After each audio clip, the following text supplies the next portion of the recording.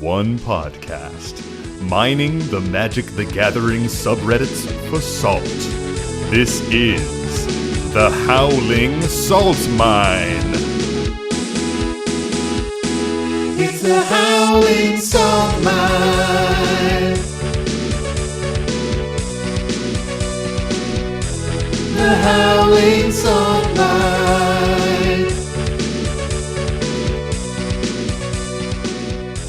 Hey everybody, and welcome back to another episode of the Howling Salt Mine podcast. The podcast where we delve into the salty minds of the Magic the Gathering subreddits and the salty stories that you send us, our prospectors out there in Podcastville. What? Or something I like that you laughed at your own thing. Laughed at my own like, stupidity. what was that? Like, what was I fucking saying? People in Podcastville? God. Super smooth. I love that. I think I'm just gonna let it ride. I'm your host, Sam. And as always, I'm joined with my two co-hosts, Mike and Tony. Say hey guys. What up, what up, what up? Hello, hello. Where do you guys think all the listeners are? Podcastville, Podcast Town, Listenerville, in the They're mines. in the mines. They're in the mines. Too Yeah. fucking easy. You fucking scrub. Like, Yeah, sounds about right. Yep. I'm not known for my brain, just my devilish good looks. it's, Hey, yo. no. So what's new, guys? Tony's about to leave us and never play Magic That's with us literally not true. again. Tony's quitting our pod and our podcast. This sounds like a 45-minute chat about this that I'll have to edit through. I am thinking of auditioning for a musical. And by the time this comes out, I will either be doing said musical or be a scrub that didn't get in. But let's be honest, I'm a dude in community theater, so I will get in. There is like virtually no chance I don't get in. It's simply a matter of do I want to do it or not. And they rehearse on the days that we play games and we record our podcast, right? My God. Tony's so exasperated. We did literally talk about this for like 30 minutes. I've just never been left for the Seussical before, and I don't know. I'm gonna get over it. Literally haven't been left. Literally still dedicating a full day to Magic. I mean, do we need more songs on the podcast to fulfill you? Like, we have a lot already. Maybe this is kind of true. It does happen. We'll have to see how it all pans out, I suppose. No, it'll be fine. I'm sure. Hmm. Not filling me with a lot of confidence there, bud. I'm the one. I'm confident. I'm the most confident. Oh, y'all be the ones that are tripping. The worst part is I'm literally gonna buy way too many cards that I shouldn't buy for this like blinged out deck I'm building, and then not be able to play with it for like 2 months. But again, Ugh. I think it'll be fine. That's a commitment, though. That'll keep you coming back, you know? Exactly. Well, that's what Tony's up to anyway. I've been also doing a lot of ordering of cards, but I've just been setting up a huge NPC order. I've learned that Moxfield starts to fall apart when you have more than like 400 to 500 cards in a list. Oh, yeah. So that's been good. And then I've been clicking through to find all the old border stuff for like every single one. Make sure you keep the same art, because in a lot of CH tournaments, you need to have the same art. I've got my Scryfall tab up next, looking at printings, making sure it's the right art. I'll probably still miss like one or two, but that's way better than that's fine. You know, that'll be fine. When you said it starts to fall apart, like what does it do? It just just doesn't gets load the real new cards and chonky. stuff, and like yeah. It's like, just like chunking along. Yeah, you click any button and it's like, okay. Nice. Hey, do you guys want to talk about salt? What is that? Oh, That's in my contract. You I gotta be literally was quicker about than to that. say it. You I gotta don't be know. quicker than that. I think Tony. we got to get used to Fuck. it now that I Tony's know. leaving I'm the just worried you're podcast, going to be you know? gone. Oh my I got to God, start you brushing up fucking on. pieces of shit. Yeah, great question, Mike. I appreciate you saying that. It's a literal trash. Salt is when you're playing a game and your friends like razz you over and over and over again. And they just keep razzing you. And it's really funny. Razzmatazz That's time. for them. Funny for them, right? Razzmatazz. Yeah, funny for them. Here's some salty things that we've had happen recently. Salt is when maybe you're piloting a new deck and you're not familiar with it, and you're getting a lot of like pressure from the table to execute complicated combos and take fast turns. And they're getting salty because they're waiting, and you're getting salty because of the pressure. And everyone just feels bad. Sometimes that happens on a singular fucking turn. Everybody's all bad, but you still won that turn. So whatever. You won. I didn't win. You won. I know. Oh, Whatever. you mean the royal you? Yeah. You can Yeah, say yeah, a yeah. single turn, but if you give people 20 minutes, I think that's plenty of time to get salty. It was, hold up. It was not 20 minutes. All right. It was let's max, break it down. Let's break max it down. 5 minutes. We're talking about the salty moment.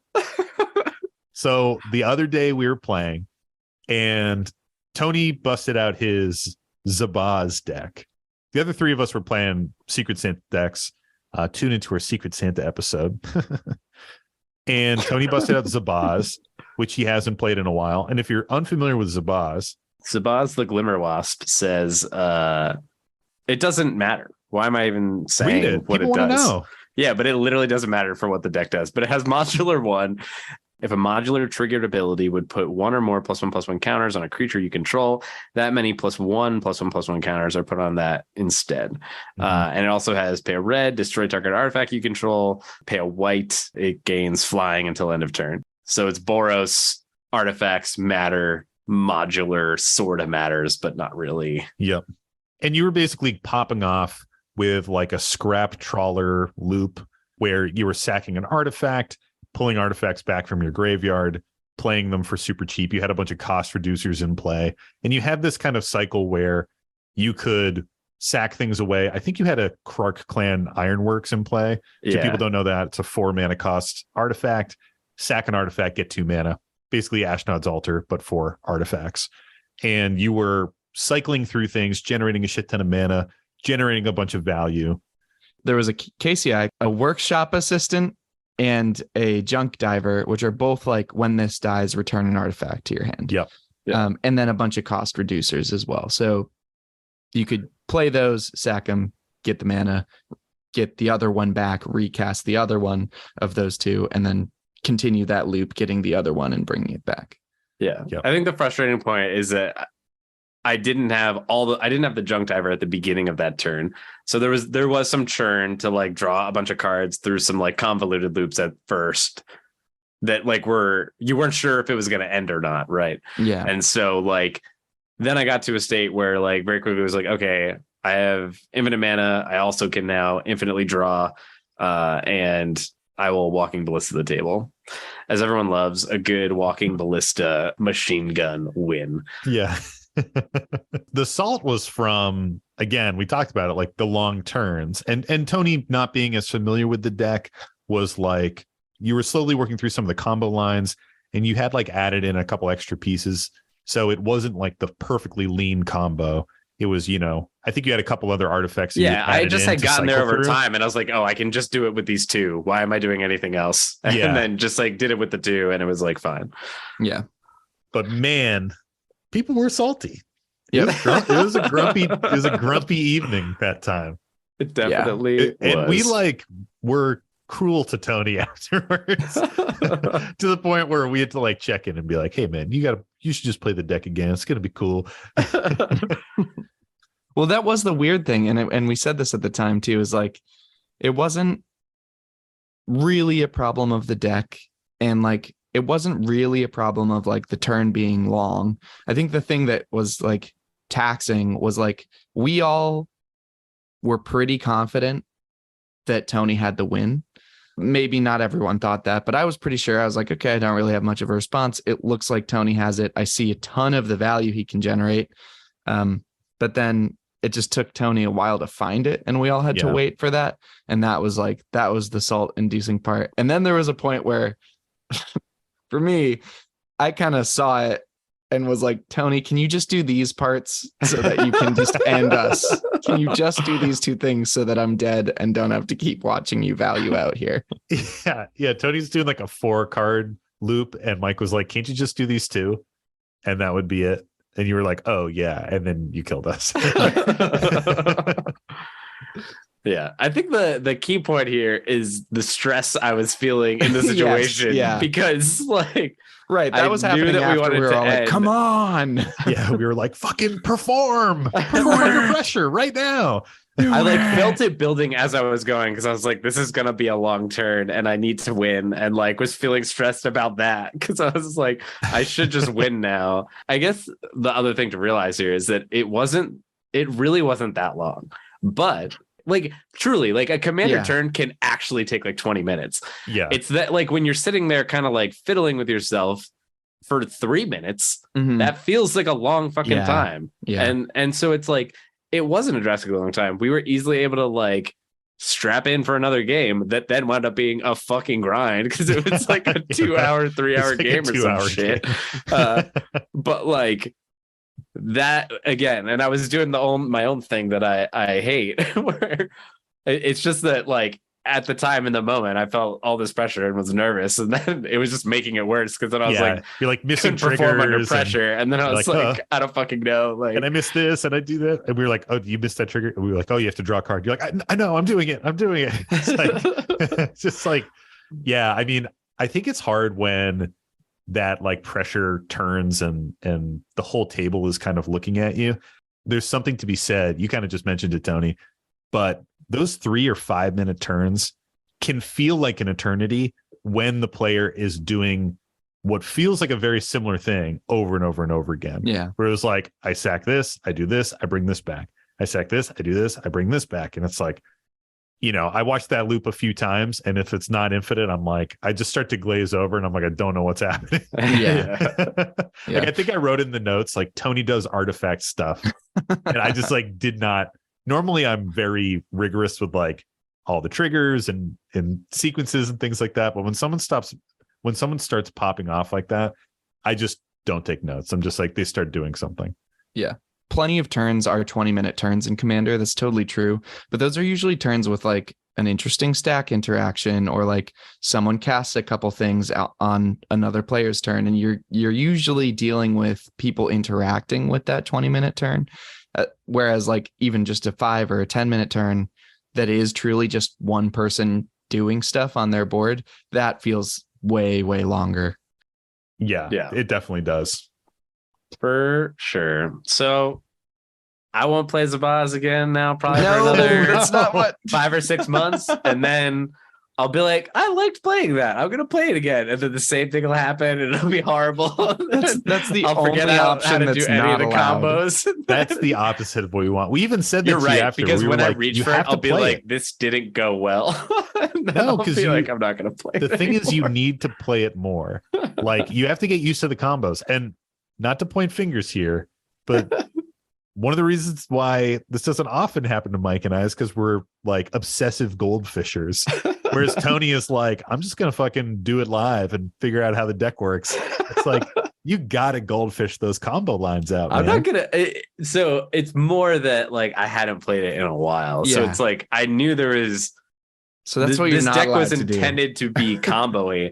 It's that I was forgetting the simple step of like, get to like the OG combo. Like I had too many things out that did something, and I wasn't just going back to the roots of it's like these fucking 3 cards will just do what you want. Yeah, like, you don't need to like do this other stuff. Like steps in there. Just generate the infinite mana and then like worry about everything else. Like, because at that point, then you can just kind of do whatever. But anyway. So let me ask you guys this: how do you feel about writing primers for your own deck? Yes. If I don't know, I got too much shit that I do in my life. Like, super simple. Even just like, these are the 3 combo pieces, and that's what I'm looking for. You know what I mean? Yeah. I mean, maybe that, but I'll sometimes goldfish with an extra tab open that has like the primer in it. And as I goldfish and find like a good interaction or even like stumble into a combo, I'll be like, oh, there it is. Or if you're using like tags on Moxfield and you're grouping things that are a combo together under a tag, it's like 2 minutes of work to then be like in the primer, this tag has this combo if you execute like this. That's a good point. I'm a big fan of it just because it lets you like have your thoughts organized. And then if you do take like a 6-month break from a deck, when you sit down to play that deck again, you at least get to get back in your mindset of like, oh, that's what I enjoy about this deck. That's what it at least is trying to do. Let me set that up. Or like, that's what I'm hunting for. Like, those are the cards I'm searching out. Because combo decks are so specific, like that deck clearly was just dropping value as well, and probably could have gone pretty far just straight valuing. Like, you were tutoring for constructs every turn, you were drawing cards every turn, you were like doing a bunch of shit. Constructs are janky though, so like oh my God. that was the other thing. that was the other thing that was salt I didn't say this deck was jank. You did. I told you guys that like my like Mimi title for the You're deck. like, it's not even good.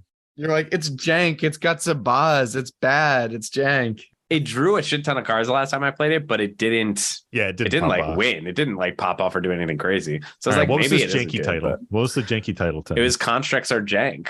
So you But literally did Constructs- call the deck. But jank. it was like Mimi. That wasn't like serious because the constructs, they're all like tutorable. It's like all Scrap Trawler is a construct, Walking Ballista is a construct. Yeah, those are good cards. No, totally. And that's why I was like, it was like, this is a meme. Like, these are not jank cards. But there's a bunch that let you search specifically like for constructs and do other stuff and like let like help you put stuff on the top of your library and do all these recursion loops that artifact decks are trying to do. Do you run Tashar in that deck? I did put Tashar in, Yeah, that'd be gas. And there. Oswald and love Oswald. It's just like tutor pieces. That's what the deck does. It like a lot of the cards tutor pieces. I will also say that we all have specific things that I think rise Salt at a higher level in the rest of the pod.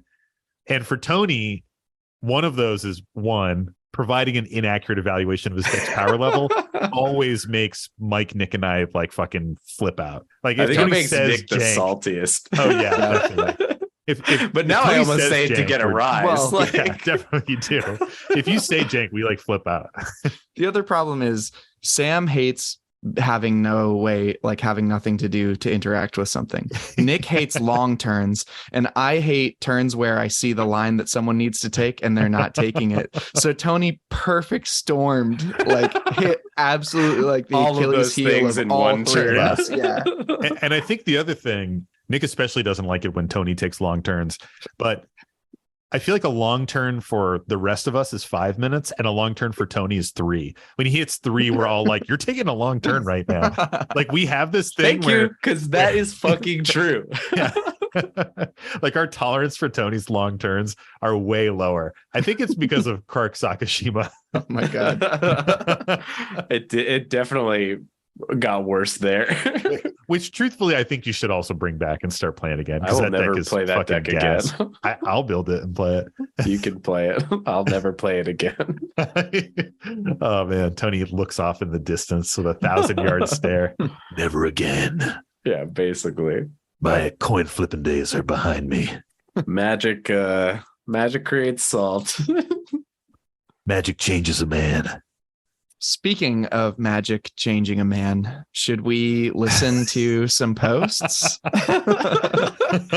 Should we listen to them? Should we read them? Should we hear some Well, you two will stories listen of to them. magic and people being changed? The listener at home will listen to him.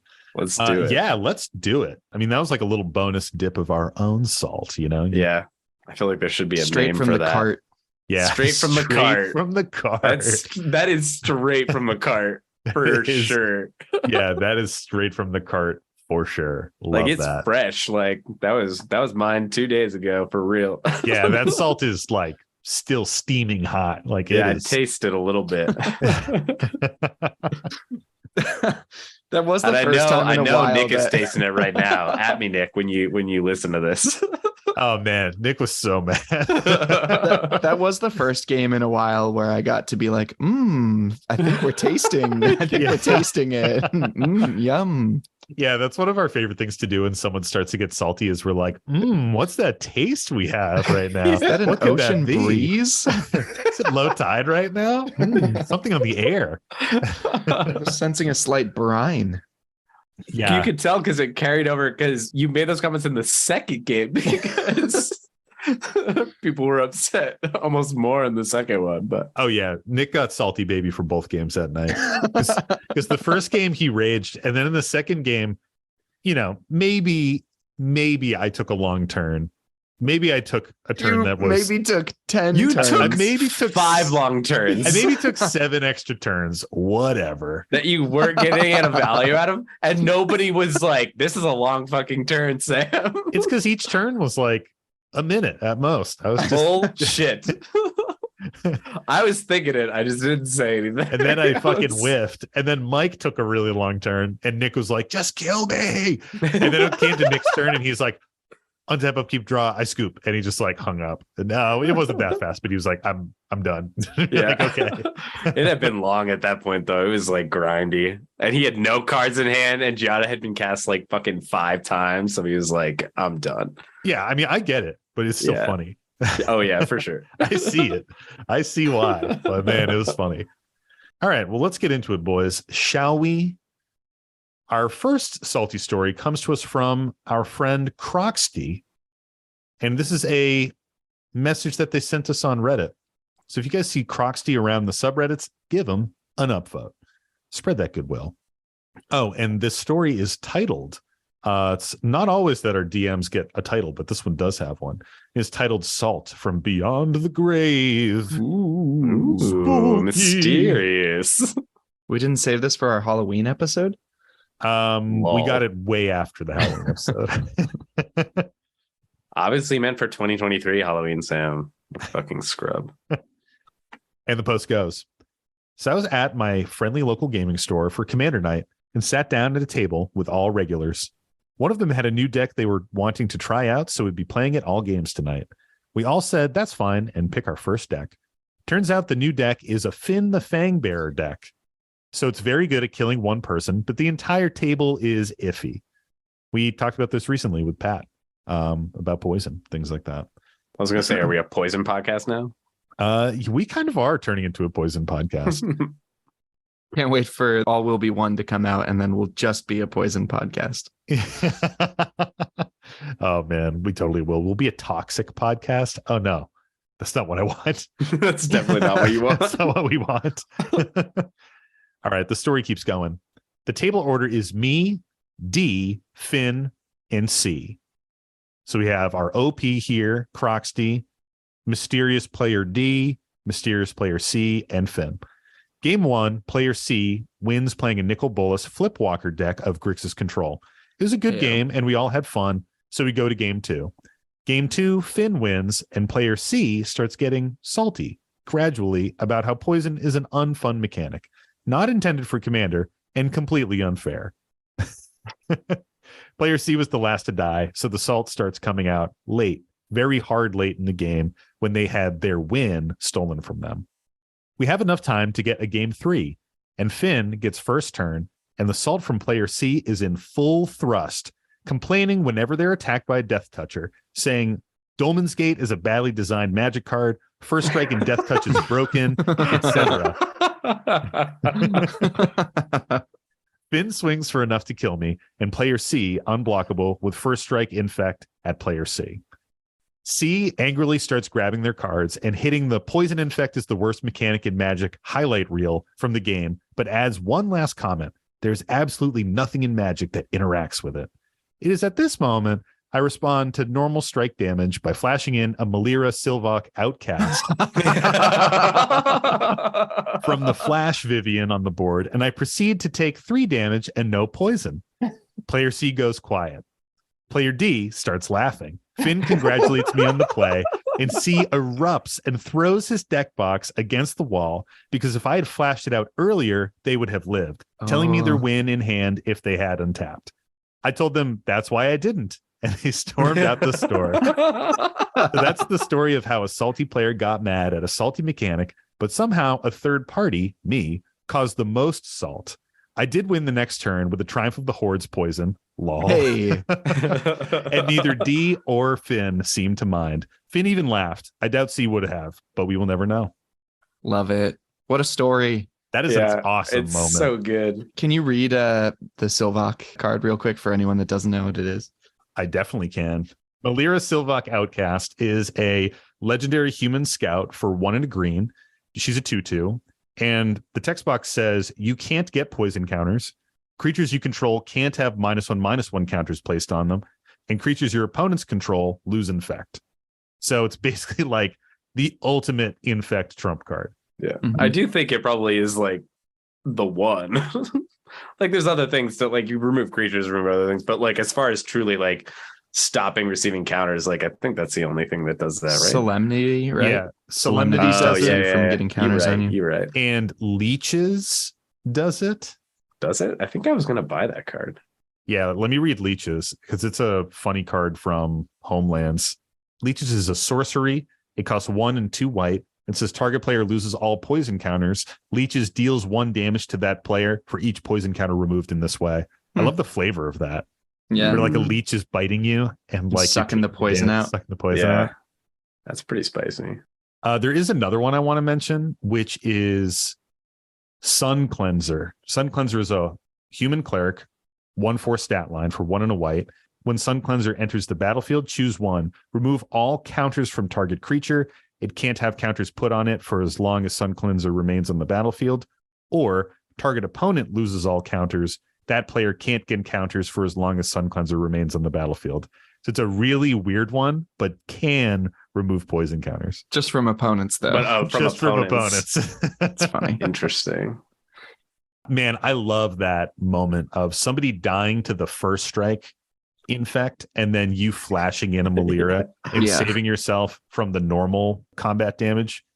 I love that normally, but when you add in that there's no way to interact, this is dumb. Yeah. And then somebody's fucking like, You mean I like live. this? That Yeah. makes it fucking priceless. Yeah. Should be the next MasterCard commercial.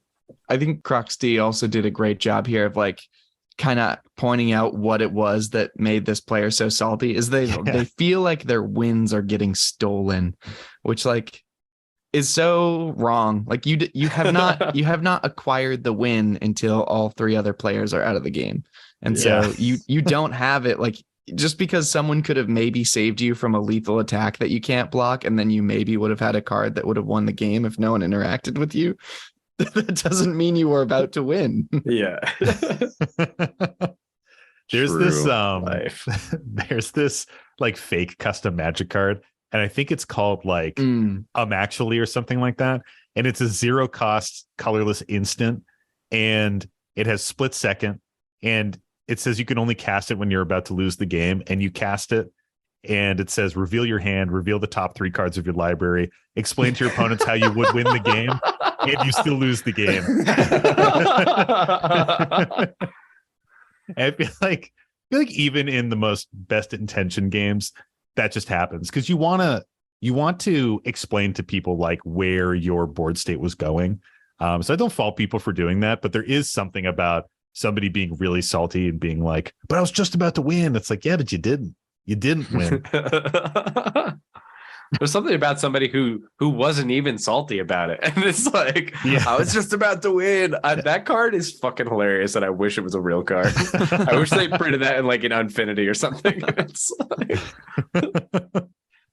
+1 sticker or some bullshit for you. But like, Yeah, we should so print good. like a custom card that says like spill the salt, and it does something similar. yeah, You like that would be amazing. split second and explain to someone how what they're doing is total bullshit and fucking you over or something. Oh man. But yeah, I love this. I think it's a great example of just just turnabout, like the Uno reverse card. It's perfect. Yeah. And the timing of it and all that kind of stuff. And I think it's funny that like when someone is that salty, it really does become so easy for their salt to be immediately directed at another person.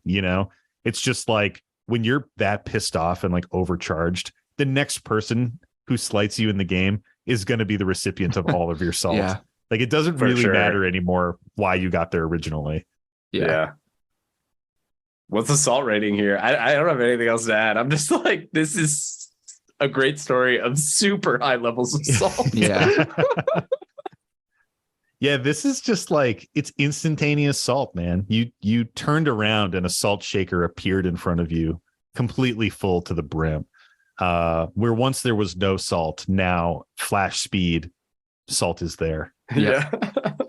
And you're appropriately dealing with your salt too. You're like, Yeah. this nice layer of water on me, protecting me from the salt that's going to come, but I can't share any with you, dude. Sorry. Yeah. That is super funny. It's more they're like suffocating in the salt and you have a glass of water there and you're just like, I'm sorry, this is mine. Yeah, I'm a little thirsty. Yeah. I can't share any of this water. Sorry about that. It's funny because fuck. I wonder if this pissed off player was less salty or not salty at all, if they would have like used the Melira to potentially save them both. Like that might have been something that was opened up a little bit more if that person wasn't so pissed they would off have and been angry. Because there's like political power there. You can be like, yo, I'm going to save both of us right now, but we got to take out the infect player on our next turn. Yeah. But it's I think, yo, you've been raging. I'm just going to let this happen because it's hilarious. Well, that is a good point because I think that probably, I would assume, maybe I'm wrong, but I would assume that is what it is. Like if someone's like that salty and like kind of complaining about stuff, you're like, I'm just going to let this person fucking die. Like, Yeah. Get him out of here. Yeah. As opposed to like, if they aren't, like maybe in a lot of scenarios you would keep that person around, but get wrecked. Yeah, man. Yeah. Give us another. Let's jump on into our Patreon, guys. Just a quick little plug for the Patreon. We have our council forum on the Patreon for our Salt Council members, and they can post their stories in there and kind of get a little bit of a quick backdoor entrance into the pod. It's a nice little way to get your Everyone likes a quick backdoor entrance, you know. Okay. Come on, Tony, grow up. This isn't that kind of podcast. Yeah. We all know it is. So It is. One of our listeners complimented us on that literally today. hell yeah. They were like, you made this funny joke about balls, and it was great. Man. Glad we're not too on the nose. Yep, we try. All right, this post comes to us from one of our Patreon members, Accidental TPK, who we've actually featured one of their posts on the show previously. And this story is called Salty Rant About a Guy Who Thinks He Has Interaction. And it goes. I have a guy that I play EDH with on occasion. We'll call him Todd. Todd runs 2 decks, a Shorakai Artifact deck and a Queen Marchesa Aristocrats Theft deck. The decks are nothing special, but the one thing you should know is that Todd runs basically Todd. no interaction. Yeah, get fucked up. He is a single counterspell in each deck and has an Eat the Ass Meat. Meat Hook Massacre. For people who don't know what Eat the Ass Meat is. For people who don't know what Eat the Ass Meat is, if you type Eat the Ass Meat in Scryfall, Meat Hook Massacre pops up. Mike could probably explain it better, but basically it's just like a rough comparison with like sequence of letters and whether they appear in the name of a card. So you can like type funny things into Scryfall and get a result. So Eat the Ass Meat is Meat Hook Massacre. So let me start that again. He is a single counterspell in each deck and has an Eat the Ass Meat in the Marchesa deck. Todd has never run more interaction in any of his decks, ever. That isn't a bad thing necessarily. I have decks that don't really interact much with the board at all. This is where the salt begins. Games are fine until someone has a game-winning board state. Todd will then see the threat and try to stop it with no interaction for 20 minutes at a time. On his turn, he will spend 20 minutes twiddling himself, trying to find a way to deal with the board state that he doesn't like. Heaven forbid Todd has an untapped land on someone else's turn, where he will take up the turn by trying to find his non-existent interaction. Todd once held up a game for 15 minutes on someone else's turn because he had an empty hand, 3 untapped lands, and a clue. He sacked the clue and then stared at his board state and the 1 card in his hand for 15 minutes. Oh, Todd. Now, has this strategy ever worked? No, never. Not even once. He holds the table hostage, trying to find an interaction piece that he has never had. We ask him regularly if he is going to add more interaction because that's what he seems to want to do. And he says, no, I think I'm running enough interaction. Oh, Todd. And the post closes with, friggin' Todd. Oh, Todd. Man, speaking of long turns, y'all should be glad I don't do that shit. Yeah, at least you're doing something. You do twiddle yourself a lot, though. Yeah. I do, but it's usually to win. Sometimes. Oh, come on. I mean, sometimes you got to find the win, and then you win. Precisely. Long turns, man. Like, we already talked about long turns a bunch, but long turns where someone's doing nothing, like, we just speed it along. You know, we're like, what are you doing? Make a move. You got to do something. Yep. You know? If you say, what are you doing? And someone says, I don't know. I've got this 1 card in my hand. Then you're like, concede. Yeah, Just concede. pass Just the concede turn. right now. You Probably could always skip concede. it. Probably sacrificing your entire board state to your claws of Gix. Yeah.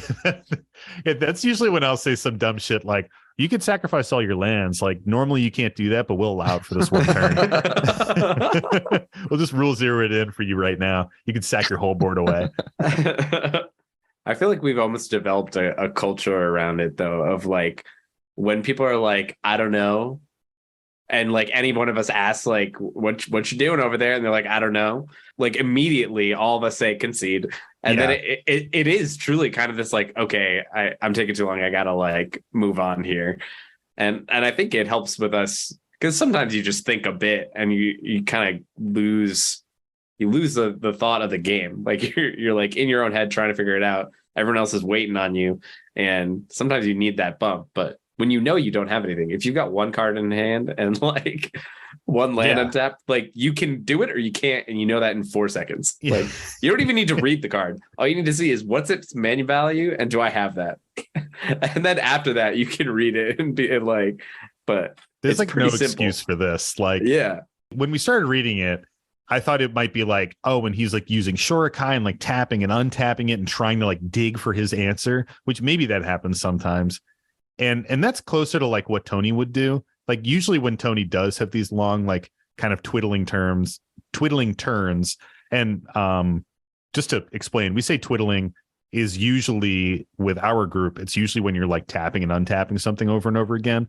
Because Tony plays this twiddle Or sacking storm stuff deck. to gain mana, like to one of the altars and like doing a thing over. And But like over. the term comes from twiddle, which is the spell that taps or untaps a permanent, I think. And we sort of started to adopt it because Tony was playing this Selvala Explorer Return deck, which taps and untaps constantly. So he'll like dig for stuff. And then it just kind of became this turn of like, hey, I'm just kind of playing with myself and using my board interaction to like maybe get some value. Yeah, for the record, real quick, Selvala Tool Storm, if you don't know it, is an S tier CDH deck. So again, pass on from me. Come at us, comedian. Don't really. But usually when Tony is doing something like this, like he's still taking game actions, like he's grinding through a bunch of shit. You know, like we kind of explained it earlier, like he's digging for something. That can still be a hard thing to watch with like a longer turn, but it's not like you can say, hey, do something, because Tony is doing something, you know, like he's digging for something, like some kind of win con, some kind of response. But if you're just staring at your empty hand and like trying to get your final synapse in your brain to fire so you can just pass the turn, like just do it, you know? The other thing you can do as an observer of this too is hype it up. I'm imagining like the free throw player in an NBA game where the whole crowd is like, what are you gonna draw? Nothing. Just try and hype them up to be done with their turn.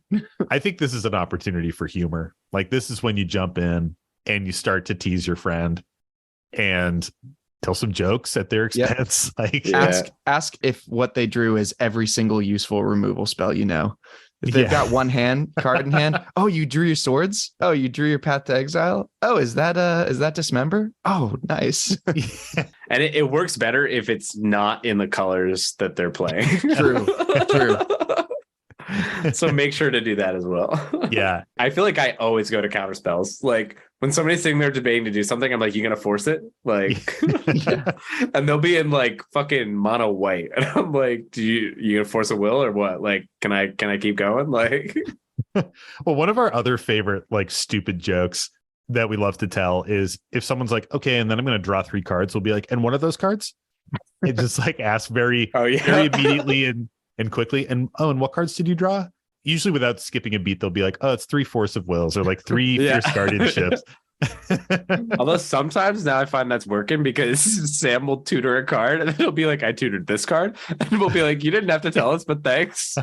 I'm so bad at that with like Wishclaw Talisman. I will always just like show it on the board and be like, I got this. And you're like, you don't have to show us. I'm like, well, I'm going to cast it anyways. So, well, how do we feel about the salt rating here? It sounds pretty low sodium to me. Like people are okay with him not running more removal. He seems pretty okay with it. It sounds fine overall, but my levels would get high if those turns were happening across the board for me. I mean, borderline, I wouldn't want to play with you. The one scenario they're touching on of like, if it's a true 15 minutes, and again, we just talked about how maybe it feels long, but like a long turn where you have 1 card in hand, and it's like, what are you doing? Yeah. At the end of the game, you better tell me that it was something that actually could have done something. And if it couldn't, then I'm gonna be like, all right, bro, like. That's totally true. Like, ask that. I'm gonna ask. Like that next time, I'll be like, "What the fuck was that card in your hand?" And it better be spicy. Yeah. I mean, sometimes when we have like what seems like a misplay during a game, like this happened recently where Nick removed one of my things during a game, and it made like no sense to me, and I was getting kind of salty about it. And I was like, "You're seriously doing that? Like, Tony has big threatening pieces. You're removing this random thing on my board. This makes no sense." And I was like, I'm going to remember this and ask you about it afterwards. And I did. And then he had a chance to like explain his thought process. So sometimes it was pure gold. It was great. Yeah. And it actually was legit. And sometimes it is good to like, I don't remember if it was that legit because I think it should have been something on my board, but I was okay with it at the time. Yeah. I mean, it should have, but he was unfamiliar with my deck, and he was just like, I don't know if that was something you could do. It was just a weird thing where he used instant speed interaction when I wasn't like doing anything. Like usually I would wait until like something is about to be on the stack or like, you know what I mean? Anywho, but that's what I would do is I'd be like, all right, I'm going to ask you about this at the end of the game. Be like, oh, what were you thinking during that moment? And then if they say like, oh, nothing, I was just booting down my brain for 10 minutes. Well, you all waited. Yeah, that's when that's when you tear in. Yeah, I think that helps a lot. We do that a lot. And even now we've gotten to a point where we open, like we're all like, remind me at the end of the game to talk about this moment. And it's always interesting too. It's not always interesting. Sometimes I blow like 3 rituals and have nothing to do with all of the mana. And you guys are like, remind me why you did that. And I'm like, bad at the game. Yeah, I misplayed it. I'm a bad person. You guys ready for another one? Yes, let's do it. All right. This one comes to us from Black Lake Lotus Eater. And it's a Reddit DM. So if you guys see Black Lake Lotus Eater, give him an upvote. Spread that goodwill, And it goes. I have a quick fun one. So not too long ago, as a hobby job, I was working at an LGS. Naturally, I met a lot of folks who play Magic. The LGS I worked at is a premium store and very competitive. It's so competitive to the point that no casuals, in quotes, or new players show up anymore because the hyper-competitive players running them out are making them feel bad. It's unfortunate. One player in particular is usually responsible for the amount of salt that is piled on the table. This player will ride a high after pub stomping casuals or new players. But there are two things that tilt this player off the face of the earth. One is losing, if you couldn't guess. The other is if the player sitting across from the table from them plays mill. He will look deadpan in the face of the mill player, roll up his mat, and pack his shit up, forfeit their magic fee for the event, and peace out. Every time they do so, they typically stomp out like a toddler, shit talk till they are no longer in earshot of the mill player. This is by far my favorite thing to watch, and also the saddest thing I've ever had to witness during Commander Nights or Friday Night Magic. The story has definitely suffered from their bad attitude and mountain of salt. What would you all suggest to help in this salty situation? Make sure that every single person at the LGS has a mill deck. Yeah, So absolutely.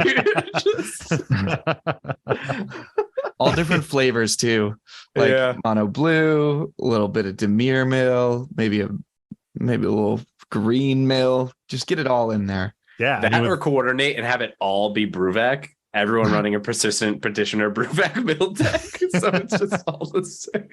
Just everyone slot Altar of the Brood into your deck. It's a 1-mana artifact, and you can just slowly mill that one player out. And it's a win con in a lot of decks.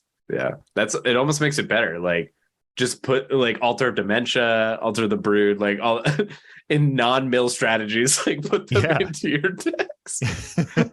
Need a sack outlet? Just put in Altar of Dementia. Why not? Wild. It's so wild to me when experienced players. I'm assuming this person is experienced because they're pub stomping and seem to have like been around this store quite a bit. But yeah, when experienced players hate mill, I'm just always left. Oh no.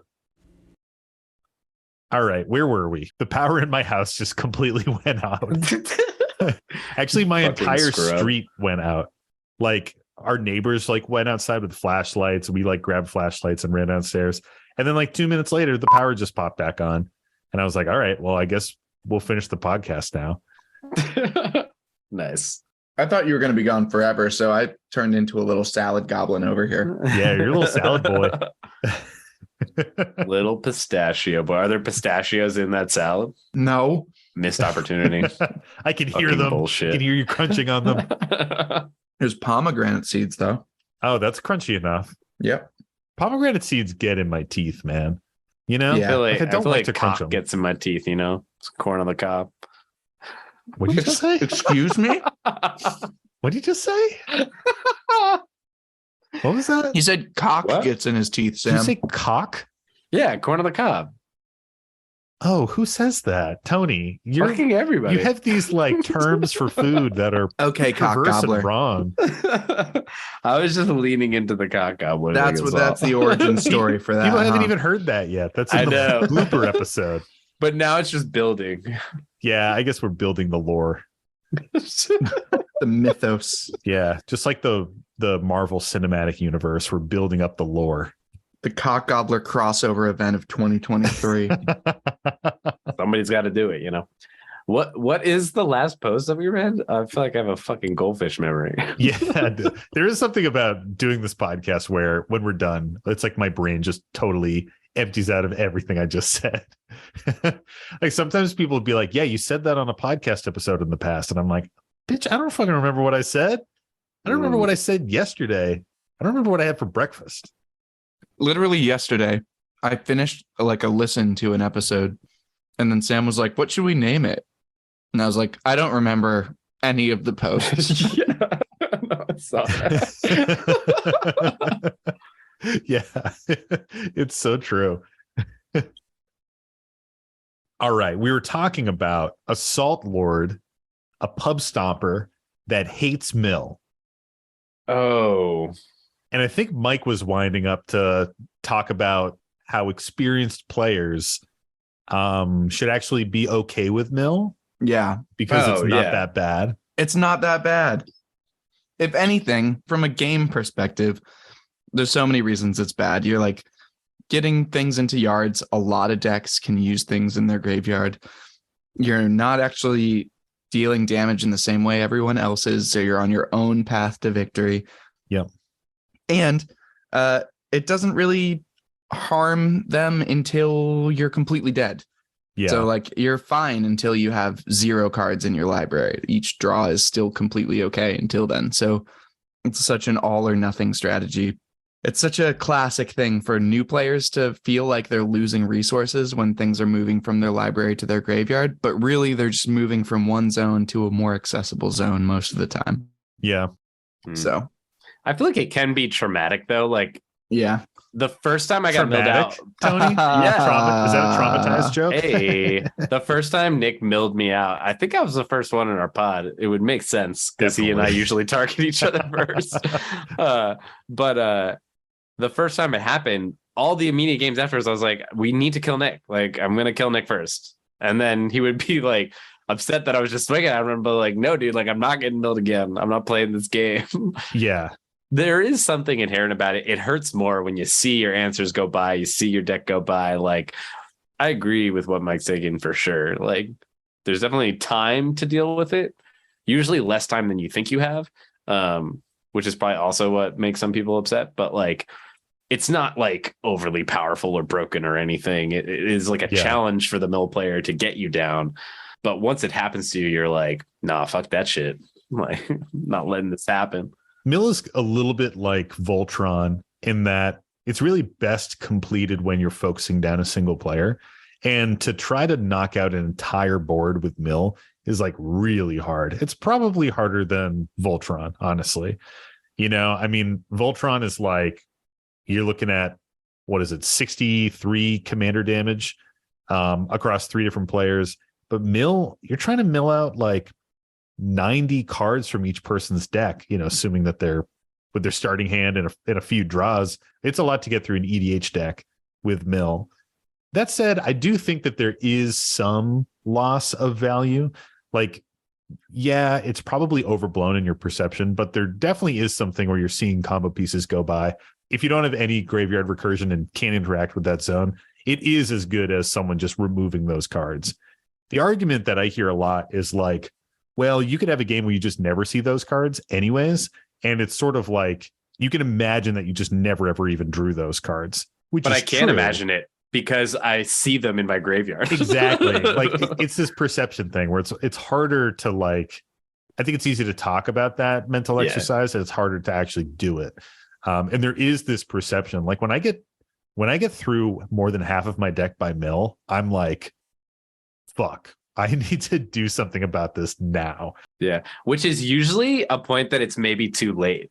Like you're not worried until you hit that halfway point.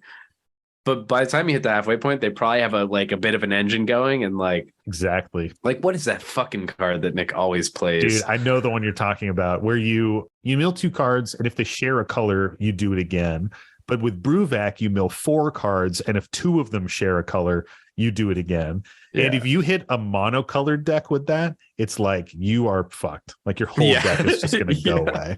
You're hoping for 3 lands, or some artifacts if you got artifacts in there. But like I think kind of recently that happened to, I want to say it was to Mike, and it happened to me too. I milled a shitload of my deck. I milled like 60 cards off of one activation. I was gonna say 30 or 40 cards. I definitely hit. Like Mike had one that was like above 50 cards off a single interaction. It was insane. We were all like, this is bad. It was like one of Nick's turns. He almost completely milled out Mike. Yeah. But I still don't think you got milled out. No, I didn't. To get back to the question here, what to do with this salty situation, I think it's hard to say, because as an employee at an LGS, you know, it's part of your job. I can't even really say this because maybe it's not part of your job, who knows, but you want to foster that like supportive, fun atmosphere. And if you see someone who's being a dickhead and repeatedly being a dickhead and bringing the vibe down and pub stomping and shit like that and turning away new players, obviously that's like contrary to what you want to foster there. So I don't really have like great advice for this other than drop mill decks and, you know, scare this dude off. Like you have this one thing to work off of, which is this Salt Lord pub stompers silver bullet, their weakness. They don't like mill. So just, you know, get the new players into playing some mill. Yeah, it feels bad, but like it feels like this person's kind of like no value add and just is like, I don't know, kind of making it worse for a lot of other people, like putting more negative energy out into the universe than positive. So sometimes you just got to cut your losses. But Yep. There should just be a loanable mill deck for the store, and anyone that wants to use it can just borrow it real quick. That's kind of great. I like that. That's fucking kind of hilarious. Awesome. You could always have a conversation with that player and be like, hey, you got to stop pub stomping people. They're probably not going to give a shit because they clearly don't give a shit about other people's feelings right now. Yeah. So well, I don't expect that to change. You have the conversation and then you put out the lone mill deck. What do we think about the salt rating here? It's high, man. I mean, whenever a pub stomper is involved, my salt gets high because that's just the shittiest thing. Like, you're getting your jollies by ruining someone's gaming experience is like a major bummer, especially new players. Instant concede and then moan about it is definitely another high salt moment too. Yeah, it just has like fragile baby written all over it. Normally I do dislike milk, but in this scenario I like it. But this person's salty as fuck for all the wrong reasons. What can you do about that? Yeah, it's hard. It's hard to deal with a pub stomper and a salt lord. You just kind of have to navigate around them. I mean, in this scenario, it seems like it's easy to deal with them because you just play mill. True. But maybe for new players, I mean, you could set them up with like different groups or even talk to other people that you know are fun to play against and like want to foster that good environment, like other people who come to the LGS. And whenever there's a new person that comes in, you can be like, hey, like grab a game with these guys, you know? I've definitely seen that at LGSs before where someone new comes in and we like match them up with some people who are really good at teaching the game and really friendly and stuff like that and let them have a positive first experience. So there could be some room for like a little bit of additional orchestration with that kind of stuff. And if you see them like about to dip into a game with the pub stomper, you know, you could always jump in or bust out that loner mill deck and be like, hey, I'll sit in on this one. True life. Well, is it that time of the week? Yeah. Hell yeah. It is that time of the week. It's the time of the week that comes every week. I'm excited for this one. This is the salty card of the week. It is the salty card of the week. It You is. just fucking stole it from me, Mike. I was still building up to it. Sorry. It's the salty card of the week. It's the salty card of the week. Ooh, Delightful. Is that good? Yeah, it was great. Little spice in there. I think your power might have gone out again real quick. Did it? No. I noticed with a previous episode that like sometimes when you sing over Zoom, because I just haven't filled with the audio. I know that there's a setting for this. Don't at me.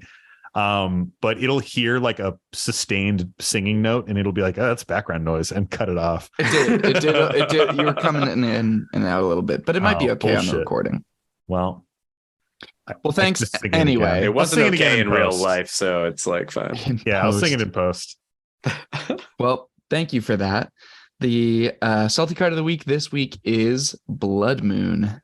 Oh, baby. I could not believe we had not done this already when I saw that it was still on the list. I'm amazed. Yeah. So Blood Moon is 2 and a red for an enchantment. And it's beautifully, beautifully simple text on this card. Non-basic lands are mountains. Oh, so simple.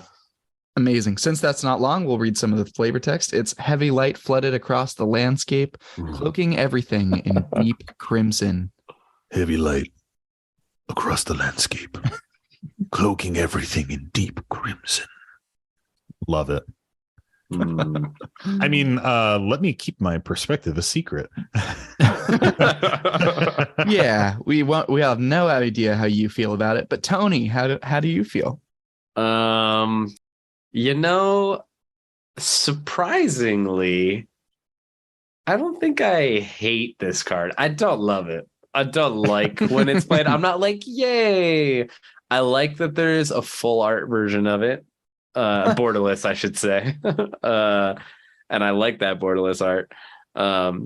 But I feel like usually when it lands, I mean, I almost exclusively see it in CDH once in a while in a casual game that we play.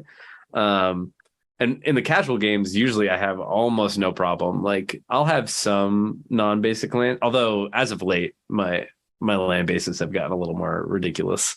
But I used to run almost exclusively basics, so it didn't really impact me that much in casual. And then in CDH, I'm running S tier Selvala, so I usually have at least one basic. And I have a bunch of creatures that tap for mana, so it doesn't impact me as much. And I was playing it when I was in Godo. And so it always felt good when I ran it out then. Everybody's crying because they're all running fucking 4-color bullshit. And it felt good when you play it then. That volcanic island doesn't do shit when this is on the board. Well, it does half of what it normally does. Yeah, true. And that's the other thing. Like, it still gives you mana. Like that's the interesting thing. If it was like non-basic lands just can't tap for anything, I think it'd be much more oppressive. The real issue these days is that while it still gives you mana, it gives you the mana that you need to cast a Dockside. True life. And then you have the colors that you need from Treasure, and you're kind of fine. So it is falling out of fashion. So, Sam, how do you feel about it? I love Blood Moon. Blood Moon is one of my favorite cards printed ever. I love the aesthetic of it. What a fucking gross human being.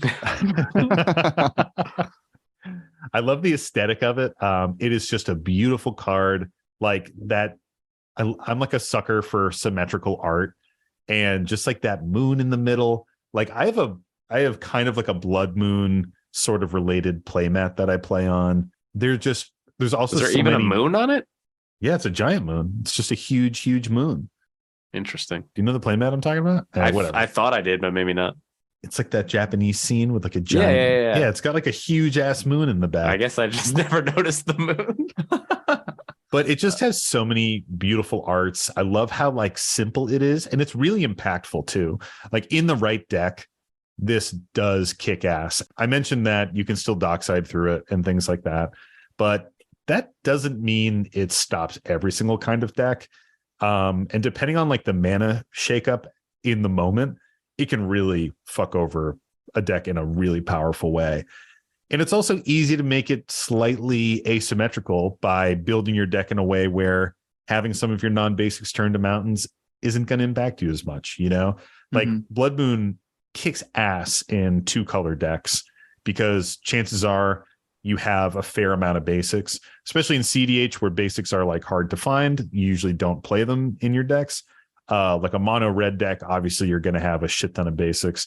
And even a 2-color deck that has red in it, you're probably going to have a fair amount and enough to run a Blood Moon and make it rip. So I just love it, man. I think it's a really cool design space. And I love that there's a Magus of the Moon too. I think that it's sweet that you can run 2 of these effects in a deck. Totally. How do you feel, Mike? I think I feel very similar to Sam. I love, as I said when I read it, that it's 4 words of text on it. Yeah. Non-basic lands are mountains. That's so awesome. That's that simple and so powerful. The only thing I dislike about this is that I feel like this kind of effect can be kind of difficult for new players to like get at a little bit and understand like, oh, this totally turns my mountains, like my lands off. Like if you're unprepared for this, it can really surprise you as a newer player. And it can also just not be sensible that like, oh, that means it's not the other thing that I want it to do. Like it doesn't read non-basic lands just tap for red or something like that. So I think it can be a little misleading, but I love it. Part of why I love this is that I play a decent amount of Magda and CDH, planning on playing more soon once some updated list comes for it. And it's just the only enchantment in the deck, which I think is hilarious. It runs 1 enchantment. So I love it for that too. Yeah, Blood Moon is one of those cards that like either makes this sweeping impact that players are cursing, or they're just like, that's fine, you know? Yep. Like it's either doing everything or it's not doing much at all. I will say it shuts down some very specific things. So in addition to loving Blood Moon, I also love Ashaya, who is the green legendary creature that turns all of your non-token creatures into lands. And Blood Moon absolutely fucks Ashaya because Ashaya is a non-basic land, technically. And when Blood Moon comes in, it turns Ashaya into just a basic ass mountain, and then all of your other creatures stop being lands. And Is that how that works? Because it just Yes. says they're forests. Yep. The way it works is that it's kind of this weird thing, right? So it would come down and you'd think like, okay, now all of my non-basic forest creatures that Ashaya has made become mountains, right? Well, not necessarily, because Ashaya becomes a mountain and in doing so loses the text that gives all of your creatures the ability to become lands. It's like a layer thing. They stop being lands. And then Ashaya just dies because part of the text that Ashaya has that it loses by becoming a mountain is the thing that gives it power and toughness. So it just becomes a 0/0 and dies. It doesn't lose its like creature aspect. It's still a creature. Why is it still a creature? How can it be non-basic and still be a creature? Actually, I feel like don't we're know. going down a rabbit hole. Yeah, we are going Like, down a rabbit hole. I mean, This edit is all probably out. not important If at I'm all. wrong, Yeah. I'm cutting it all out. I could have sworn that. Well, where does it sit on the list, Mike? I'm gonna guess 28. I'm going to guess 49, right above 50. Well, we're right in the middle of you guys. It sits at 40. Interesting. What do you say, Tony? I said 28. Seems Not like I'm precisely in the a middle. little bit more correct, actually. Yeah. Yeah, for fucking once, and you didn't just go like 1 or 2 numbers above me or below me. Hey, man, This fucking guy there are no trying to rules act to like this he's game. cool or some bullshit. Don't have to act when you live in it, bruh. It's the most uncool thing I've ever said in my whole life. That's Amazing. Just everything you say, Sam. All right. Well, that's it for the salty card of the week. Well, thanks, Mike. That was lovely. And thank you, listeners, for tuning in to another episode of the Howling Salt Mine. If you'd like to get some more Howling Salt Mine content, come check out our Patreon, patreon.com/Howling Salt Mine. We have a thriving Discord right now. Tons of people in there chatting every day. We're talking about spoilers, new cards. We have a deck list forum in our Discord. So if you have a deck list, you can post it up, get advice, chat about it with other people who've played similar decks, or just show off your cool deck. And if you're coming in at our Dash membership level, you get an extra bonus episode every single month, just a little bit of extra content from us to you. And it's been a lot of fun. I mean, those episodes are a little bit more laid back. We're chatting a little bit more banter, and we're having a blast recording them. So come check it out. If you guys want to interact and see the Discord community, hop in there. If you guys want to send us one of your salty stories, you can do so through a bunch of different things. Our Gmail, thehowlingsaltmine@gmail.com. You can hit us up on Reddit. The Howling Salt Mine is our handle there. Or you can hit us up on Instagram at The Howling Salt Mine, or even through a Twitter DM if that's what you want to do, at Howling Salt Mine. All of those avenues are great ways to get those stories to us. But as always, we ask you to keep those short, sweet, and to the salt. Another thing that you guys can do to help support the show is give us a 5-star review in whatever podcast app you're listening in. And lastly, we love to close out our shows by thanking JD Burnett, our amazing podcast artist. He's a fantastic tattoo artist in Asheville, North Carolina, and he graced us with our amazing podcast art. So if you are ever in Asheville, hit up JD and get a sweet tattoo. Thanks, everybody. And as always, stay salty and don't forget to draw an additional card during your draw step. It's the Howling Salt Mine.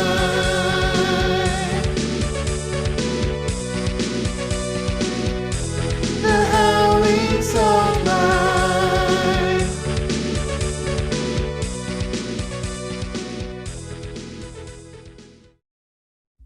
Get close here. Let me really adjust. Hello. Welcome back to the Howling Salt Mine. Welcome back. Unique New York. That Hey, wasn't everybody. good. Oh, fuck. I waited. Okay, go ahead. And it says if a modular triggered ability would be